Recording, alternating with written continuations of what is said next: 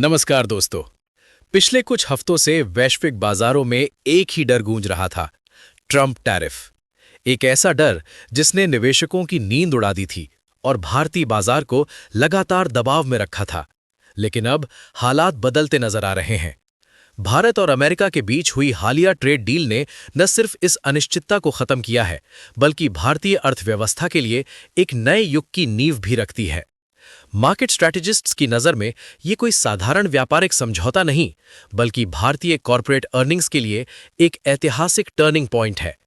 मोतीलाल ओसवाल के चेयरमैन और को-फाउंडर रामदेव अग्रवाल ने इस पूरे घटनाक्रम को बेहद दिलचस्प अंदाज में समझाया है। उनके मुताबिक यूरोप के साथ हुई ट्रेड डील एक तरह से मदर डील थी और अब अमेरिका के साथ समझौते के रूप में फादर भी आ गए हैं। यानी भारत के ट्रेड एग्रीमेंट्स का परिवार अब पूरा हो चुका है। सबसे पहले बात करते हैं उस राहत की जिसने बाजार को सबसे ज्यादा सुकून दिया है, टैरिफ रिलीफ। जहां कुछ समय पहले तक 50% टैरिफ का खतरा भारतीय निर्यातकों पर मंडरा रहा था, अब उसे घटाकर 18% पर सीमित कर दिया गया है। ये पुराने सिस्टम के ऊपर जरूर है, लेकिन 50% के मुकाबले ये एक बहुत बड़ी जीत मानी जा रही है। खासतौर पर केबल और ऑप्टिकल फाइबर जैसे सेक्टर्स में, जहां वैल्यू एडिशन सीमित होता है, ऊंचे टैरिफ ने भारतीय कंपनियों को चीन के मुकाबले पूरी तरह अव्यवहार्य बना दिया था। अब 18% के स्तर पर ये कंपनियां दोबारा वैश्विक प्रतिस्पर्धा में उतरने को तैयार हैं। इससे सबसे बड़ा फायदा ये हुआ है कि कंपनियों की कमाई का अनुमान लगाना आसान हो गया है और निवेशकों के लिए रिस्क रिवॉर्ड समीकरण बेहतर हो गया है। रामदेव अग्रवाल इसे एक मास्टर स्ट्रोक डील बताते हैं। उनका कहना है कि इस समझौते ने यह साबित कर दिया है कि भारत किसी भी दबाव में झुकने के बजाय सम्मानजनक और मजबूत समझौता करने में सक्षम है। अब रुख करते हैं करेंसी मार्केट की तरफ, जिसे अक्सर ट्रेड सेंटिमेंट का सबसे सटीक आईना माना जाता है। टैरिफ का दबाव जब चरम पर था, तब रुपया 87 के स्तर से फिसलकर 92 तक चला गया था। लेकिन जैसे ही ट्रेड डील की उम्मीद बनी, रुपए में रिकवरी शुरू हो गई। इंटरव्यू के दिन ही करीब ₹1.40 की मजबूती देखी गई और रुपया 90 के आसपास लौट आया।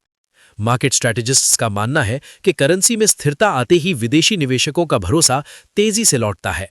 अगला अहम स्तर ₹87 का है, जो न सिर्फ रुपए की मजबूती बल्कि आयात लागत में कमी और अर्थव्यवस्था की सेहत का भी संकेत होगा। अब बात करते हैं इस डील के सबसे क्रांतिकारी पहलू की, जीरो ड्यूटी की संभावना। खासतौर पर टेक्सटाइल जैसे सेक्टर्स में, जहां अमेरिका में ड्यूटी खत्म होने का मतलब है सीधा सीधा बाजार का कई गुना विस्तार। भारत की $4 ट्रिलियन की अर्थव्यवस्था में घरेलू खपत की एक सीमा है, लेकिन अमेरिका एक मल्टी ट्रिलियन डॉलर का गहरा और विशाल बाजार है। रामदेव अग्रवाल का साफ तर्क है कि जिस दिन किसी बाजार में जीरो ड्यूटी लागू हो जाती है, वो आपके लिए लोकल मार्केट जैसा बन जाता है।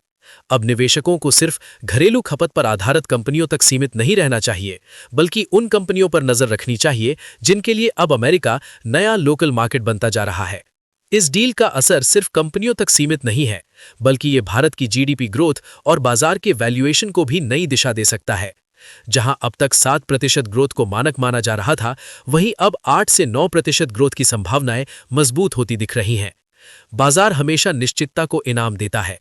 जब अर्निंग्स ग्रोथ ज्यादा प्रेडिक्टेबल होती है, तो पीई मल्टीपल भी बढ़ता है। जो बाजार आज 22 के पीई पर ट्रेड कर रहा है, वो आत्मविश्वास के चलते 25 के पीई तक भी जा सकता है। इसी आत्मविश्वास के साथ रामदेव अग्रवाल अगले 6 वर्षों में निफ्टी के 50,000 के स्तर तक पहुंचने की संभावना देखते हैं। रास्ता उतार चढ़ाव भरा होगा, लेकिन मंजिल अब पहले से ज्यादा साफ नजर आ रही है। निष्कर्ष के तौर पर सिर्फ भारत ही नहीं, बल्कि कोरिया, ताइवान और जापान जैसे एशियाई बाजारों में भी नई तेजी के संकेत दिख रहे हैं। एफआईआईज के पास विकल्प जरूर है, लेकिन भारत की कॉर्पोरेट अर्निंग स्टोरी को अब नजरअंदाज करना उनके लिए आसान नहीं होगा। बजट और ट्रेड डील जैसे बड़े पड़ाव पार हो चुके हैं। खराब वक्त पीछे छूटता नजर आ रहा है। गति कभी धीमी होगी, कभी तेज, लेकिन विकास की दिशा अब मजबूत और सुरक्षित दिखाई देती है। और अंत में एक अहम सवाल, क्या अब भी सिर्फ घरेलू खपत की सुरक्षित सीमा में खेल रहे हैं, या आपका पोर्टफोलियो उन कंपनियों को जगह दे रहा है जिनके लिए अब पूरा अमेरिका एक लोकल मार्केट बन चुका है? हम फिर लौटेंगे एक और बड़ी मार्केट कहानी के साथ। धन्यवाद।